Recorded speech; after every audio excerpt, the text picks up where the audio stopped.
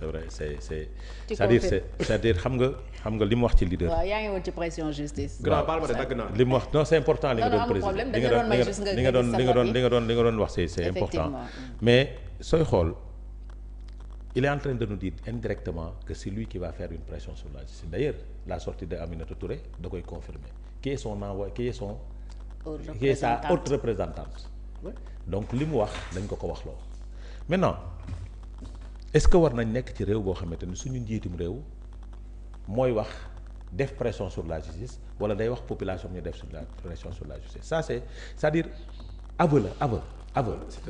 aveu boo xamante ni qui ne dit pas son nom maintenant comme dañu jël ab nit jox ko ci réew mi te xamul les préceptes de la République moo tax muy taxawee noonu parce que nee naa la doo violer sa serment nit du violer serment mais puisque gor sa wax ja nit nag su newee moo def parjure signé ba pare signé contre sa signature pour mu violer serment am day yomb maintenant nag li mu ko wax c'est vrai il faut que les gens prennent des responsabilités par rapport à cette situation parce que gis nga les gens mooy magistrat yi tout le monde jot na de dafa jot tout le monde parce que suñ ko deful fayontoo bu bon moo fi nar a xew parce que pourquoi les gens parlent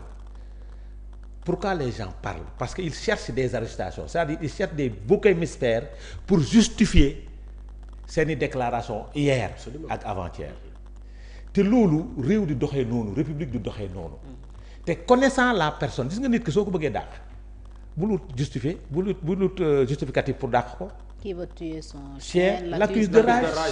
Aujourd'hui nous savons d'après ce qui s'est passé l'interprétation de ce député là qui n'est pas le moindre parce que c'est le premier vice-président de l'Assemblée nationale jàpp naa boo ko ne affaire yi dafa yéex su ne premier vice-président d'alors qui dit que affaire yi dafa yéex kàddu gi fan la jógee kooku mu taxaw ci principe démbam ci principe yi ñu ko xamee woon démb ak barke démb ca jamonoy Abdoulaye Wade ba nit ñi joxe ti cër jox respect taxaw mu xam ni moom taxawaayam les magistrats du siège dañoo am seen indépendance su bopp. absolument ki mu war a mën a jox ordre c'est le procureur maintenant c'est aux magistrats du siège ñoom ñoo war a mën a régler seen problème bii. en quoi faisant par exemple. jël seeni responsabilité. dañu am syndicat. qu'est-ce que tu appelles jël seeni dañu am responsabilité syndicat.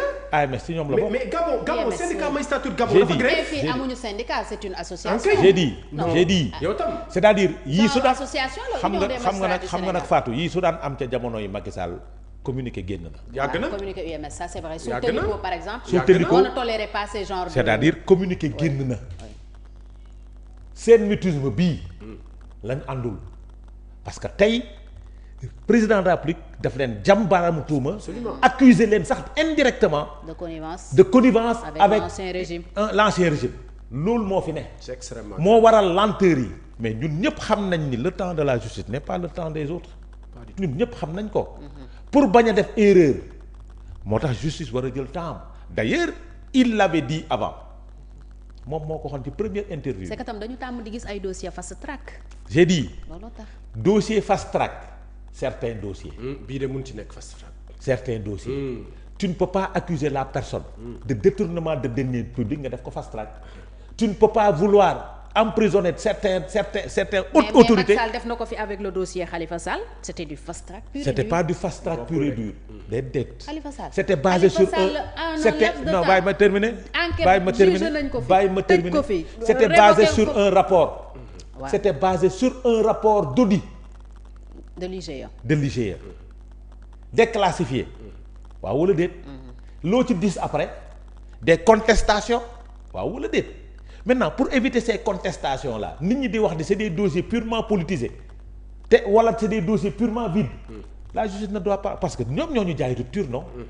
La justice doit prendre son temps pour étudier ces affaires là et jël ci décision yi ca war. le président sax nag loolu la waxoon ca conférence de presse. waaw non attends wax na ko nag. ba président waxee. waaw militants yi dañoo wax leneen. baax na. waaw loolu la te li ci gën a garaaw. moom dans son postulat wane na ni il est toujours dans le Pastef. Il s'est pas toujours encore départi de son parti. Il est toujours dans le parti, il défend les intérêts du parti. il est toujours membre du parti. C'est juste que responsabilité yi la bàyyi. dama ne donc il défend donc il ne doit en tant que chef de l'État il doit pas défendre les intérêts de son parti parce que tey parti bi ñoo bëgg fast track. parti bee ko bëgg. parti bee ko bëgg. demande militants yi ñoo ko bëgg. mais est-ce que lu militants yi bëgg looloo war a am. pas forcément. est-ce que justice warul def liggéeyam mener les enquêtes nécessaires pour ñu bara tomber dans le travers des erreurs judiciaires voilà pour le cas Karim Wade du procès bi ñaata temps la ba def nañ ko en place commission rogatoire pay nañ ay avocats qu'est-ce qu'ils ont fait retourner dans ce pays-là 0 franc. Mimi Touré doit apprendre de ça. 200 milliards yi mu fi déclaré. Mimi Touré doit apprendre de ça. Parce que elle était ministre de la justice dans ce temps boobu. C'est elle qui a porté la reddition des comptes. Elle doit apprendre de ça. Maintenant nag puisque elle veut se venger elle se laver d'un grand eau xaw ma d'une grande eau lañ koy wax pour éviter de faire l'erreur du président. Parce que aussi Mimi diir naa fenn benn contribution nit ki nee na Mimi elle a peur d'être traduit devant la justice moo tax muy porter ce combat là. Parce que aussi si le président se permettait de déclassifier les rapports de l'IGE peut-être elle sera poursuivie pour malversation financière par rapport à sa gestion xaw ma ndax am na wala amul mais gis nañ benn rapport daal bu fuité. Maintenant pour éviter par peur d'être traduit devant la juridiction moo tax mu ragal di mais tout ce que je sais mooy un chef d'État dans une république sérieuse ne doit pas tenir certains discours parce que moom c'est la clé de voûte de toutes les institutions moom moo war a taxawaay njaaxaanaay su nit ñi di demander une pression moom moo war a dooleel sa justice moom moo war a renforcer sa justice mais il ne doit pas exposer sa justice. Absolument. Parce que li mu def il a exposé les magistrats. Absolument. li mu def il a exposé la justice sénégalaise li mu def tax na man nag ma commencé douter suba par rapport à l'indépendance de la justice parce que moi j'ai toujours cru à l'indépendance de la justice. Oui. Parce que j'ai toujours dit qu'au sein du tribunal kenn du fa wax politique. Devant la barre y a pas de politique. Aucun dossier n'est politique su ñu génnee barre bi nag nit ñi mën nañ ci wax mais ak taxawaay bii ak comportement bii sama kenn xaw nag commencé na tey parce que nag damay def mbartalu rek le refus de Tahirou Sarr pour sa liberté provisoire xam nga lu tax loolu. xam nga lu tax ñu bañ ko parce que suñu mayee Tahirou Sarr dañuy may Farba Ngom obligatoire. oui ñoo bokk dossier te Tahirou nee nañ mooy cerveau bi. mooy cerveau bi suñuy jox liberté provisoire Tahirou Sarr dañuy jox liberté provisoire Farba Ngom puisque bëgguñu jox liberté provisoire Farba Ngom mooy Tahirou Sarr dina croupir en prison dina fa dee malgré dossier bu complet bi nga xam ne déposé na malgré dossier bu complet bi nga xam ne déposé na. Comment il s'appelle Lat Diop dañ ko waroon jox liberté provisoire procureur def réquisition te wax naa la ba taay procureur exécutif la bokk même su nekkee am na ci droit mais puisque président wax na commencé naa tiit nag par rapport à ces acteurs politiques yi nga xam ne dañ ko tëj biir kaso.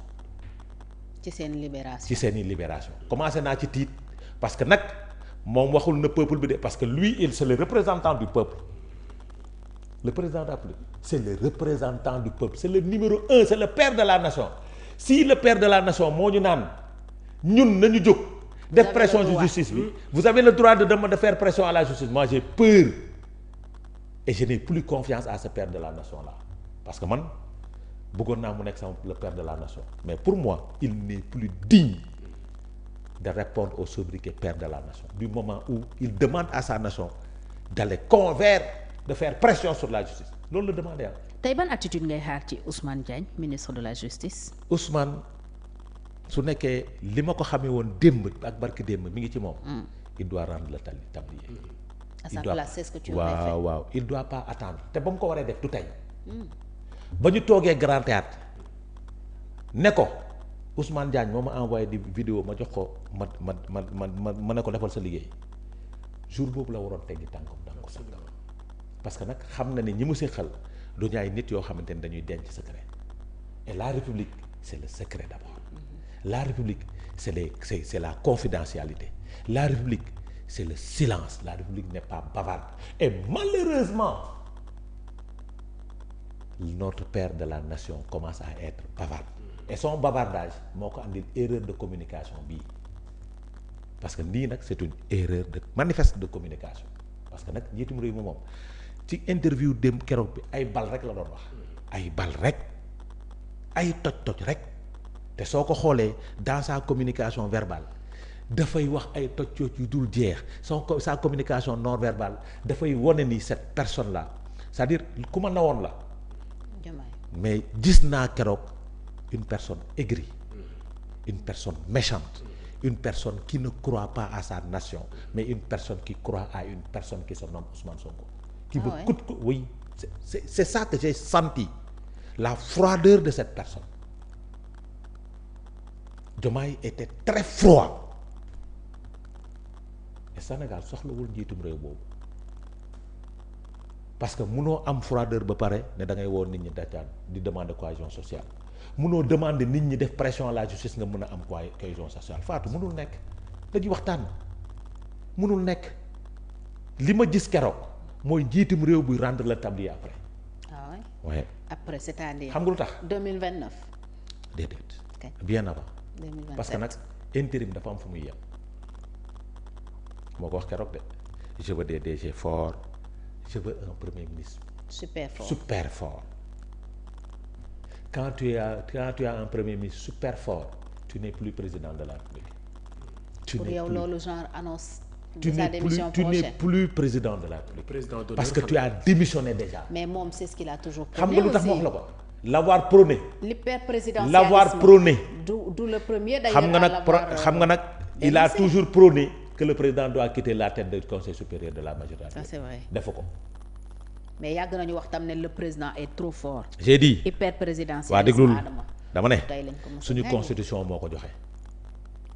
loo cay def da ngay changer constitution. waaw ci réforme lay jaar. day jaar ci réforme donc avant muy àgg ci réforme da nga waroon taxawee ci super présidentialisme boobu ba keroog réforme yi di am wa ilaa nga taxawee lu la constitution du Sénégal wax da ngay jël say pouvoir bind ko ci décret sénégalais yépp xam ni lii président premier ministre yor décret bii moo ko jox yow yaa ko jox à travers un décret loolu la constitution du Sénégal wax de dafa ne le président de la République a le droit par décret de donner ses pouvoirs au premier ministre mais par décret mais ban sénégalais moo gis décret boobu amul loolu tax ma ne la il est toujours en train de violer son serment parce que serment bi mu waat le 2 avril ak ni muy doxale c'est diamétralement opposé moo tax quand un chef d'État viole son serment quand un chef d'État fait du parjure ce chef d'État là ne mérite pas d'être appelé le père de la nation il ne le mérite pas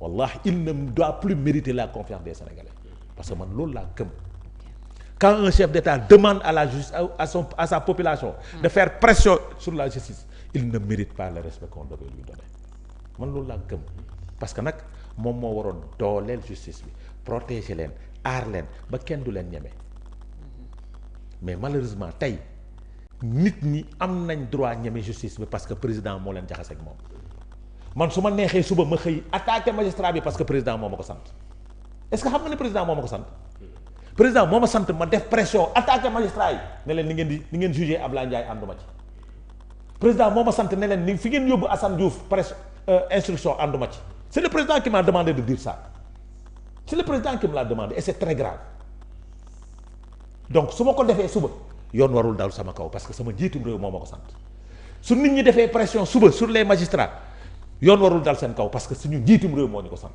parce que suñu njiitum réew moo njëkk a def pression face aux magistrats te c'est anormal dans une république sérieuse donc Bassirou Diomaye Diakhar Faye en tant que président de la République du Sénégal en tant que président du Conseil supérieur de la magistrature en tant que clé de voûte de toutes les institutions a déjà démissionné et quelqu'un qui démissionne on doit préparer son successeur moo tax vivement comme Mansour l'a dit vivement une élection présidentielle anticipée ñu jël suñu république jox ko ñi nga xam ne attan nañ ko parce que wane na ni attanul république bi attan na ko xam nga moom lu mu attan na ma baal ay lexam ak biiram na ma baal motul Adama Djibi est-ce que li nga soxla si dama si bëgg yokk rek balaa ngay dugal sa question c'est que Sénégal dañu war a wax alhamdulillahi rabbi alamin dañu war a sant yàlla parce que gis nga ajaratu ku wax feeñ